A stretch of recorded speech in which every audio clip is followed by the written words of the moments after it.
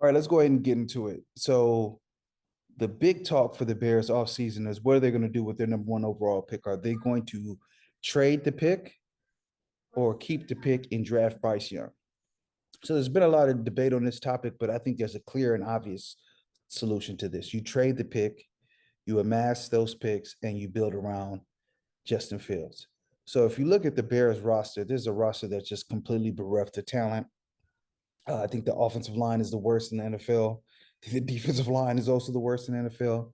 Front seven lacks talent. Traded away their best player in Roquan Smith. Traded away their best defensive lineman in Robert Quinn, who was washed. Uh, so they just lack talent up front in the trenches where you need to win in this new NFL. They also lack a receiving core. I think it's pedestrian at best. Mooney showed flashes. They made the trade for the big receiver from the Steelers, but I'm not really sure if he's a number one. Um, what's actually funny about this team is that they actually do have talent in the secondary, but I don't even think that matches the scheme that they're going to be running under Eberflus. But all in all, I think you get just what I'm trying to say. This team just lacks talent. So if you trade the pick, there's a lot of teams in contention for this number one pick. A lot of people like Bryce Young um, have said that he's a generational talent as a quarterback. You could obviously get a massive haul back, use these picks to, rebuild your offensive and defensive lines, places that are really hard to get true playmakers in free agency. Um, and then use this cheap labor that you're going to be drafting because you're going to have so many picks and receivers and safeties and all this other stuff. And then maybe use the actual salary cap space that you have and go heavy on one or two blue chip free agents, overpay a little bit, and then you have the makings of a roster that can win. Now, the detractors of this theory are going to say, hey, Justin Fields, he didn't really pass well. A lot of people think he's a running back. He's not even a quarterback. So if you look at his stats this year, he was historic in the nature in which he rushed the ball. He was the first quarterback since Michael Vick to run for 1,000 yards. Even Lamar Jackson didn't do that. But again, the passing. Everyone worries about the passing. But if you look at his college tape, I think he was a passer. Launches downfield. It's Olave. He's got a touchdown. He made passes downfield, made throws downfield. Olave, this play took a while. I mean, the offensive line does a good job. Look how he gets behind Nolan Turner. I don't know if they thought he could make that throw, Chris. Watch Nolan Turner, the back end of this. Right at the 50-yard line, kind of working towards the middle. He takes that crossing route, opens it up for the post. I think they were given Justin time. Fields shows you the not only time, they were given weapons. I think that the big change in Josh Allen came when you gave him Stephon Diggs. The big change for Jalen Hurts this year is the pairing of Devontae Smith and A.J. Brown. So this is where they really thrive, is that you gave them elite weapons. And I think that really opened up the offense and clarified their reads. And I think they need to do the same thing with Justin Fields. And you can do that when you have a plethora of picks and you have cap space.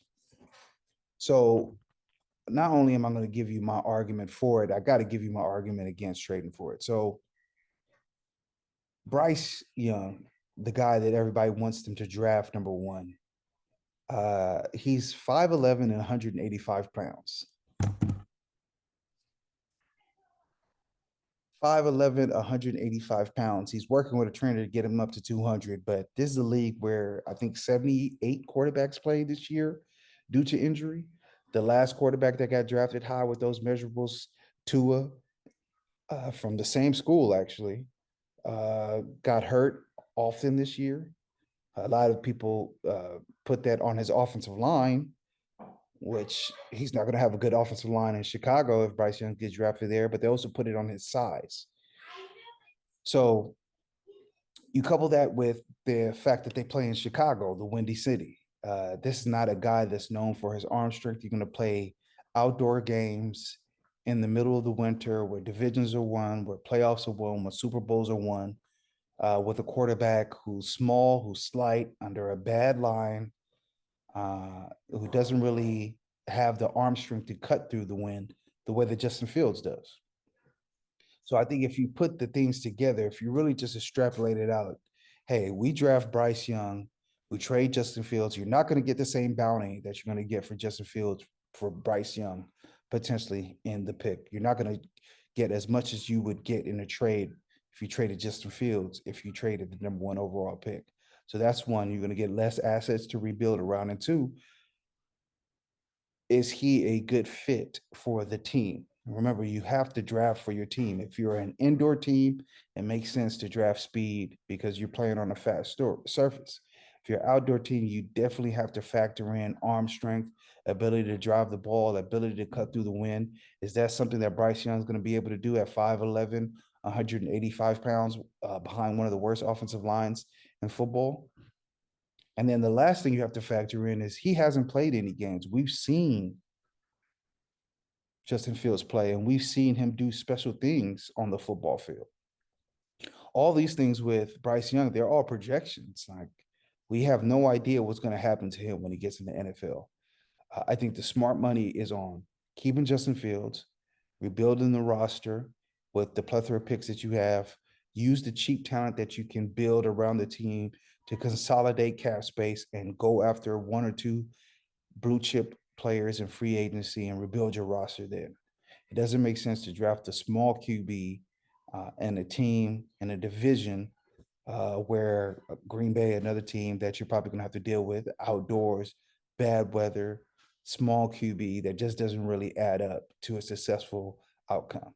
So that's my thoughts on it. Let me know what you think. The game is a game.